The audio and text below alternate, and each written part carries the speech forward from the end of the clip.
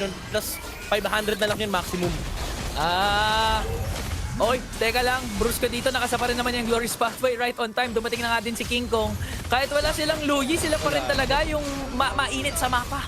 Nakasapa rin naman yung Glorious Pathway right on time. Dumating na nga din si King Kong.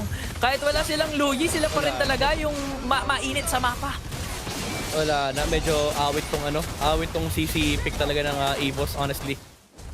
Gumagano sila eh. Tapos yung Onyx, pinagpapanalo lang ni King Kong. Ay, Kelra, pabibigyan. Uy!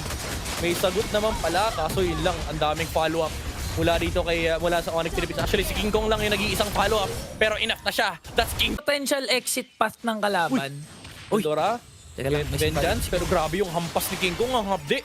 Hinampas niya kahit naka-Vengeance yung CC, naramdaman ng CC, pero skirt dito. Oy! My Napagamit pa ng Shadow goodness. dito si Annabelle lang yung talaga gamitin. Oo, sabi niya, ano to, dapat pang pogi. Dapat ka-level ko yung kalaban, dapat nag-lord dance, pero King Kong makakalabas ba? Oh, nandun yung follow-up, pero nandun na may revitalize, nag-heal ng konti dito. Si Prince? Actually, hindi pa sa kanila yung revitalize. Sa kalaban pala yun, pero nag-heal siya mula doon sa War Axe na meron na hawak dito si King Kong Super Prince. Oh, may AOG na lalabas, Flicker. Inabangan pa! Nilatagan ng ulti! Grabe naman